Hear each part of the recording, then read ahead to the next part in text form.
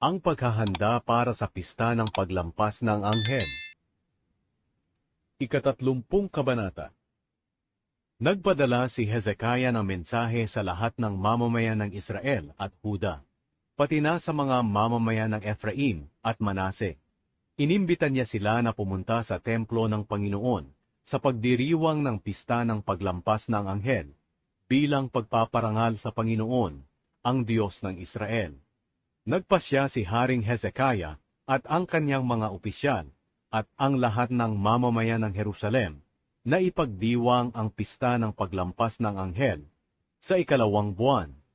Dapat sana'y gaganapin ang pistang ito sa unang buwan, pero kakaunti lang ang mga pari na naglinis ng kanilang sarili sa panahong iyon at hindi nagtipon ang mga tao sa Jerusalem.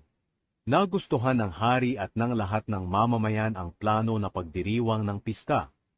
Kaya nagpadala sila ng mensahe sa buong Israel, mula sa Beersheba hanggang sa Dan, na dapat pumunta ang mga tao sa Jerusalem sa pagdiriwang ng pista ng paglampas ng anghel para sa Panginoon, ang Diyos ng Israel. Sa mga nagdaang pagdiriwang, kakaunti lang ang nagsidalo, pero sinasabi ng kautusan na dapat dumalo ang lahat. Sa utos ng hari, pumunta nga ang mga mensahero sa buong Israel at Huda. Dala ang mga sulat mula sa hari at sa kaniyang mga opisyal. Ito ang nakasulat. Mga mamamayan ng Israel, ngayong nakaligtas kayo sa kamay ng mga hari ng Assyria, panahon na para magbalik loob kayo sa Panginoon, ang Diyos ng inyong mga ninuno na sina Abraham, Isaac, at Jacob, para bumalik din siya sa inyo. Huwag niyong tularan ang inyong mga ninuno at mga kamag-anak na hindi naging tapat sa Panginoon na kanilang Diyos, na dahil dito'y ginawa silang kasuklam-suklam ng Panginoon, gaya ng nakikita ninyo ngayon. Kaya huwag maging matigas ang inyong ulo, gaya ng inyong mga ninuno, kundi magpasakop kayo sa Panginoon. Pumunta kayo sa templo na kanyang pinabanal magpakailanman, at maglingkod kayo sa Panginoon na inyong Diyos, para mawala ang matindi niyang galit sa inyo. Sapagkat kung manunumbalik kayo sa Panginoon, kahahabagan ng mga bumihag ang inyong mga anak at mga kamag-anak, at pababalikin sila rito sa lupain. Sapagkat matulungin at mahabagin ang Panginoon na inyong Diyos, hindi niya kayo tatalikuran kung manunumbalik kayo sa Kanya. Pumunta ang mga mensahero sa bawat bayan sa buong Ephraim at Manase, hanggang sa Zebulun. Pero pinagtawanan lang sila at hinamak ng mga tao. Ngunit may ibang galing sa Asher, Manase at Zebulun na nagpakumbaba at pumunta sa Jerusalem. Kumilos din ang Panginoon sa mga taga-Huda para magkaisa sila sa pagtupad ng utos ng hari at ng mga opisyal, ayon sa utos ng Panginoon. Kaya ng 2 buwan, maraming tao ang nagtipon sa Jerusalem sa pagdiriwang ng pista ng tinapay na walang pampaalsa. Inalis nila ang mga altar sa Jerusalem na pinaghahandugan para sa mga Diyos-Diyosan, pati ang mga altar na pinagsusunugan ng insenso, at itinapon nila ang lahat ng ito sa lambak ng Kidron. Nang 14 na araw ng 2 buwan, kinatay ng mga tao ang kanilang mga tupa para sa pista ng paglampas ng anghel. Ang mga pari at mga Levita na marumi ay nahiya, kaya naglinis sila at nag-alay ng mga handog na sinusunog sa templo ng Panginoon.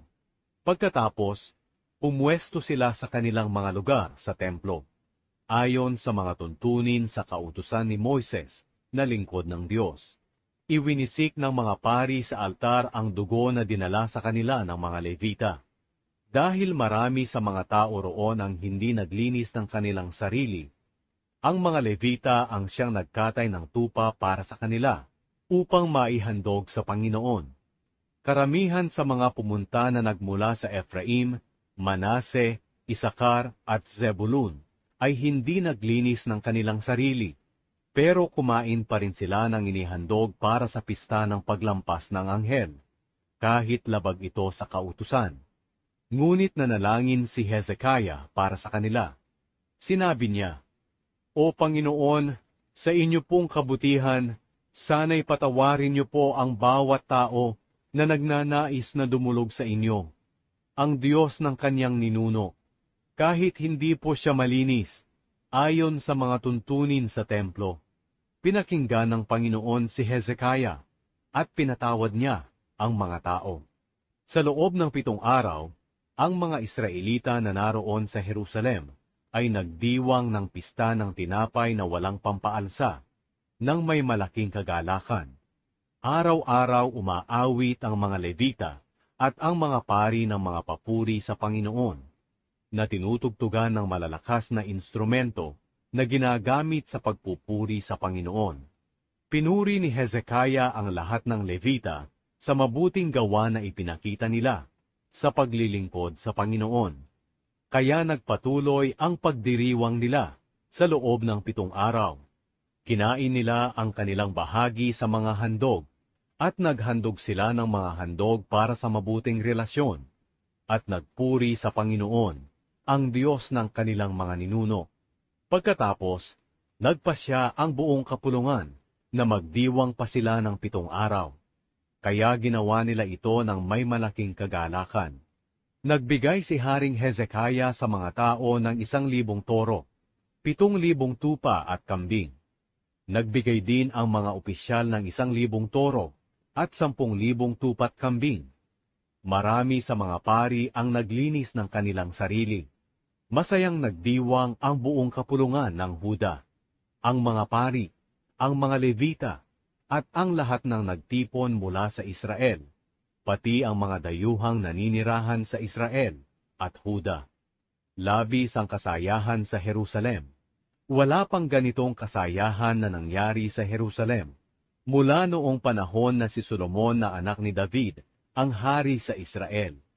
Pagkatapos, nagsitayo ang mga pari at ang mga Levita, at binasbasan nila ang mga tao, at pinakinggan ito ng Diyos sa langit, sa kaniyang banal na tahanan.